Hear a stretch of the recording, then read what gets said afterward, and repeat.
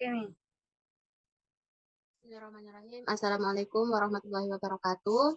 Puji syukur mari kita panjatkan kepada Allah Subhanahu wa taala karena atas rahmatnya kita diberikan kesehatan dan juga kesempatan untuk menempuh ilmu. Salawat serta salam juga semoga tetap tercurah pada junjungan Nabi kita yaitu Rasulullah Shallallahu alaihi wasallam. Nah, pada kesempatan ini kami dari kelompok 5 akan memaparkan materi kami mengenai akar, yaitu fungsi akar, bagian-bagian akar, pengelompokan bentuk-bentuk akar, dan contoh tanamannya. Saya Nurul Wafikose selaku moderator yang akan membimbing jalannya pemaparan materi kali ini. Tetapi sebelumnya saya akan mengenalkan anggota kelompok saya yaitu Nur Asia sebagai presenter, Siti Marwa sebagai presenter, dan Syarifah Rahma sebagai presenter. Langsung saja untuk pemateri pertama, saya silahkan untuk memaparkan materi ini.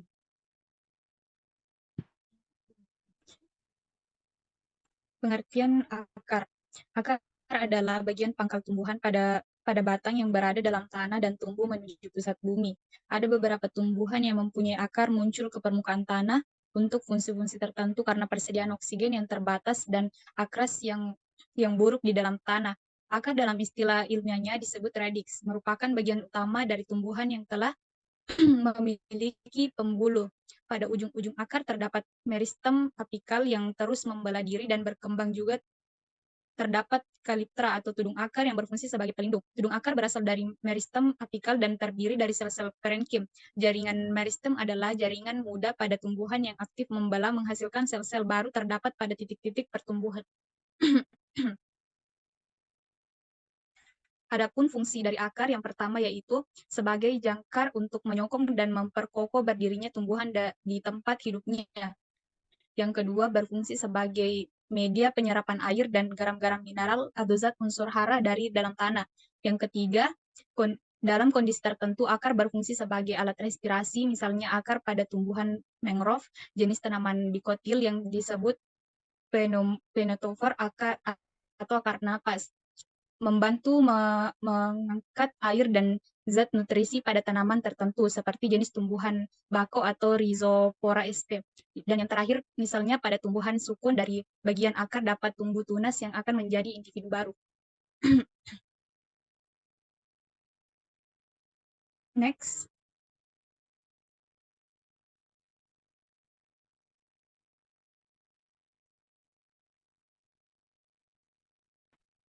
Adapun bagian-bagian dari akar yang pertama yaitu kaki atau leher akar, kolom radix yaitu bagian yang bersambung langsung dengan batang, dan yang kedua akar literal atau ujung akar radix literal yakni cabang-cabang akar yang dihasilkan oleh akar utama atau pokok akar dan masih dapat bercabang-cabang lagi.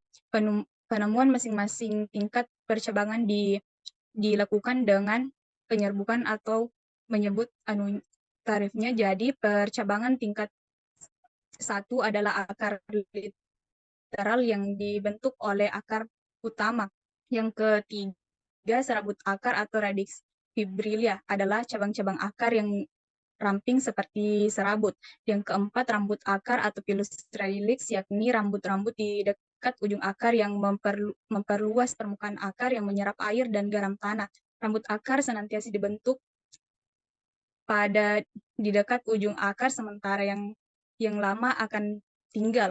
Dan yang kelima tudung akar atau caliptra yang terdapat di bagian paling ujung menutupi meristem meristem akar. Dan yang terakhir seludung akar atau kolektrisa terdapat pada embrio sejumlah tumbuhan monokotil.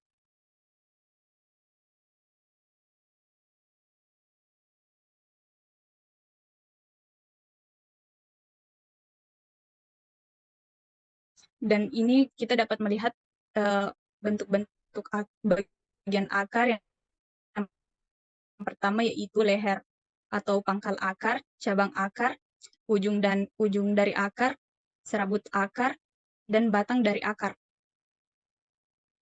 Next me.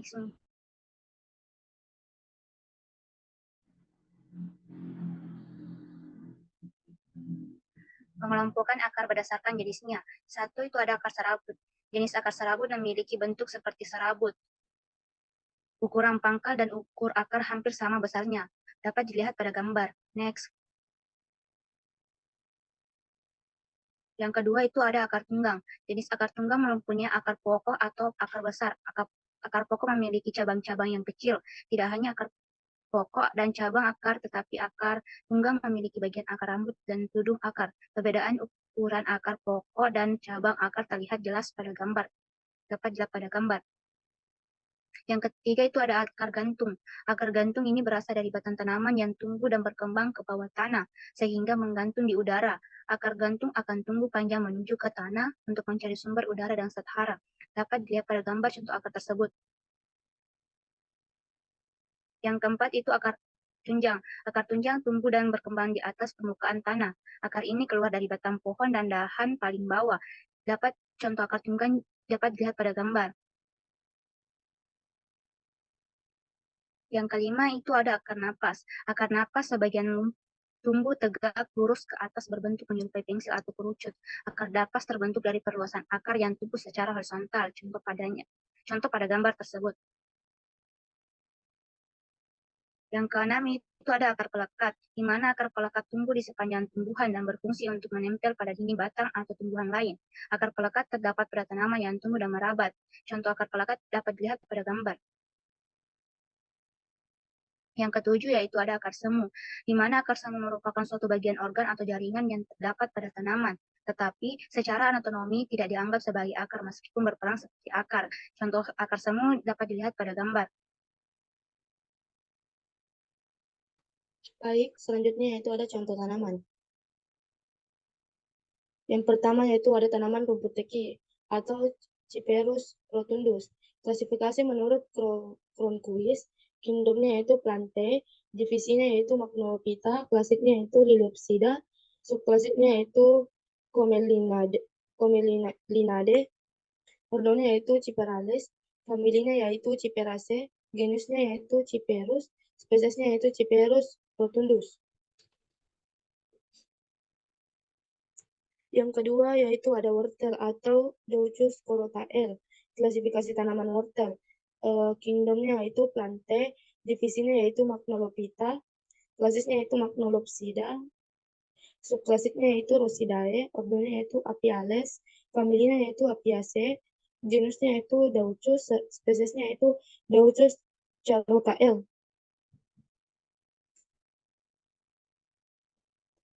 Next. Selanjutnya yaitu ada tanaman akar gantung. Klasifikasinya yaitu tanaman anggrek. Kingdomnya yaitu Plantae, divisinya yaitu Spermatophyta, subdivisinya yaitu Macleophyta, kelasnya yaitu Liliopsida, subkelasnya yaitu Lilidae, ordonya yaitu Orchidales, familinya yaitu Orchidaceae, jenisnya yaitu Dendrobium, spesiesnya yaitu Dendrobium macrophyllum.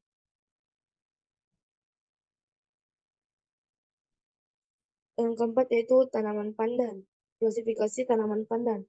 Kingdomnya yaitu Plantae, divisinya yaitu Tracheophyta, subdivisinya yaitu Spermatophytin, kelasnya yaitu Magnoliopsida, ordonya yaitu Lilinae, ordonya yaitu Pandanales, familinya yaitu Pandanaceae, jenisnya yaitu Pandanus LF, spesiesnya yaitu Pandanus amarylifolius. Yang kelima yaitu ada tanaman mangrove. Klasifikasi tanaman mangrove yaitu Rhizospora apiculata. Kingdomnya yaitu Plantae, divisinya yaitu Magnoliophyta, kelas Magnolopsida, ordonya yaitu Myrtales, familinya yaitu Rhizoporaceae, jenisnya yaitu Rhizopora, spesiesnya yaitu Rhizospora apiculata.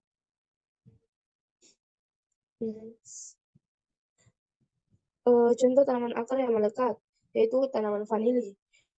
Klasifikasi tanaman vanili yaitu kingdomnya yaitu Plantae, divisinya yaitu Magnoliophyta, subdivisinya yaitu Spermatophyta, kelasnya yaitu Liliopsida, ordo Dales, familinya yaitu Orchidaceae, jenisnya yaitu Vanilla, spesiesnya yaitu Vanilla planifolia andrews. Selanjutnya itu contoh tanaman akar semu, yaitu tanaman pakis. Klasifikasi tanaman pakis, kingdomnya yaitu Plantae, subkingdomnya yaitu Trachobionta, divisinya yaitu Pteridophyta, kelasnya yaitu Pteridopsida, subkelasnya yaitu Polydictae, ordonya yaitu Polypodiales, familinya yaitu Polydiaceae, jenisnya yaitu Phytomades, dan spesiesnya yaitu Phytomades logisi.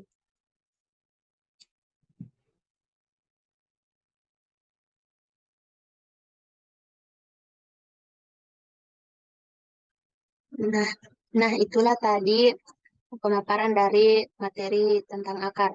Jadi, adapun kesimpulan yang dapat diambil, akar merupakan bagian tumbuhan yang biasanya berkembang di bawah permukaan tanah, meskipun ada juga akar yang tumbuh di atas tanah.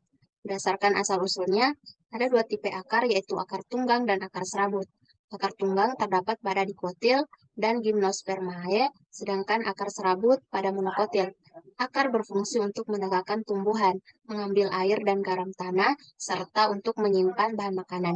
Pada ujung akar terdapat tudung akar yang berfungsi untuk melindungi meristem akar dan alat pementakan akar yang tumbuh ke dalam tanah. Sel tudung akar ada yang berisi butir tepung disebut statolit, yang berfungsi memindahkan rangsangan gravitasi ke plasmalema. Sel yang berisi statolit ini disebut statosis, berisi amnioplas, dan semua akar mempunyai tudung akar kecuali pada parasit dan beberapa akar mycorrhiza. Demikian tadi pemaparan materi dari kelompok kami. Mari kita ucapkan hamdalah, alhamdulillahirabbil alamin. Saya selaku moderator, mohon maaf apabila ada kesalahan. Saya akhiri, wabillahi taufik wal hidayah. Wassalamualaikum warahmatullahi wabarakatuh.